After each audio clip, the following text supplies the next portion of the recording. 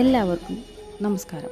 അയോധ്യയിൽ എല്ലാവരും സന്തോഷത്തോടെ വാണരുളുന്ന കാലം. ഒരിക്കൽ നാരദമുനി രാമനെ കാണുവാനായി എത്തി. സംസാരത്തിനിടയിൽ രാമനും സീതയും രാവണ നിഗ്രഹത്തിനായാണ് ഭൂമിയിൽ അവതരിച്ചതെന്നും അതിനാൽ ഇനി സമയം കളയാതെ മുൻപ് ചെയ്തിരുന്ന പ്രതിജ്ഞയോർത്ത് വേണ്ടത് ചെയ്യണമെന്നും രാമനോട് നാരദമുനി പറഞ്ഞു. ഇത് ഓർപ്പിക്കാനാണ് ദേവകളുടെ ഹിതാർത്ഥം താനിവിടെ എത്തിയതെന്നും രാമനോട് പറഞ്ഞു. ഉടനെ മറുപടി എന്നോണം രാമൻ പറഞ്ഞു, മനുഷ്യനായി ഞാൻ ജനിച്ചതെങ്കിലും മുൻപ് ചെയ്ത സത്യത്തെ ഞാൻ ഒരിക്കലും വിസ്മരിക്കില്ല. അതിനാൽ നാളെ തന്നെ ഞാൻ സീതയോടൊപ്പം വനത്തിലേക്ക് പോകുന്നുവെന്നും പിന്നെ 14 വർഷം അവിടെ കഴിഞ്ഞ് സീതയെ കാരണഭൂതയാക്കിക്കൊണ്ട് രാവണ നിഗ്രഹം നടത്താമെന്നും പറഞ്ഞ് നാരദനെ തിരിച്ചയച്ചു.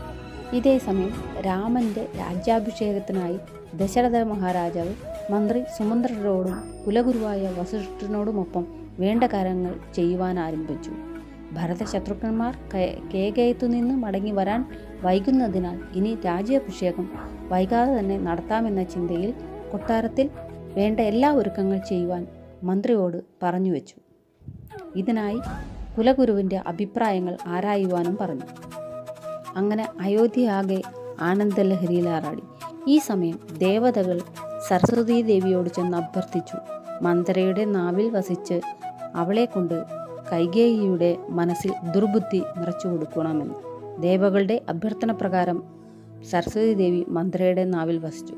മന്ദര കൈകേയിയുടെ അടുക്കൽ ചെന്ന് ഭരതനില്ലാത്ത ഈ സമയം നോക്കി രാമന് അഭിഷേകം നടത്തുന്നത് ശരിയല്ല എന്നും അങ്ങനെ രാമൻ രാജാവായാൽ കൗസല്യക്കാണ് പ്രധാനമായും രാജമാത എന്ന സ്ഥാനം കിട്ടുന്നതെന്നും പറഞ്ഞു. ഭരതനും കൈകേയിക്കും ഇനി ഒരു സ്ഥാനവും ഇവിടെ ഉണ്ടാകില്ലെന്നും പറഞ്ഞ് കൈകേയിയുടെ മനസ്സിനെ ഇളക്കി. അങ്ങനെ മന്ദരയുടെ ഉപദേശം കേട്ട് കൈകേയി കരഞ്ഞുകൊണ്ട് കോപാകുലയായി ദശരഥൻ തൻ്റെ മുന്നിൽ വരുന്നതുവരെ കാത്തിരുന്നു. ദശരഥൻ വന്നിട്ട് പലതും പറഞ്ഞുവെങ്കിലും കൈകേയി കാര്യമായൊന്നും പറഞ്ഞതുമില്ല, കരച്ചിലോട്ട് അടക്കിയതുമില്ല.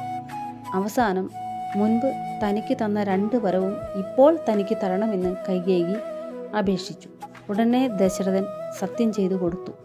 അപ്പോൾ കൈകേയി പറഞ്ഞു, തൻ്റെ ആഗ്രഹം ഇതാണ്: 1, രാമനെ 14 വർഷം വനവാസത്തിനയക്കുക.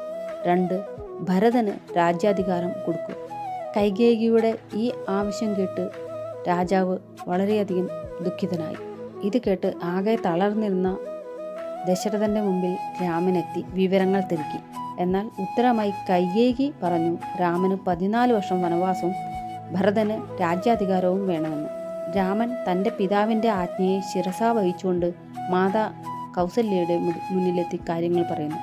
ഇത് കേട്ട് എല്ലാവരും ദുഃഖിതരായിരിക്കുന്നു. ഇതേ സമയം വിവരമറിഞ്ഞ് ലക്ഷ്മണൻ എല്ലാം തച്ചുടയ്ക്കാനുള്ള കോപത്തോടെ വരുന്നു.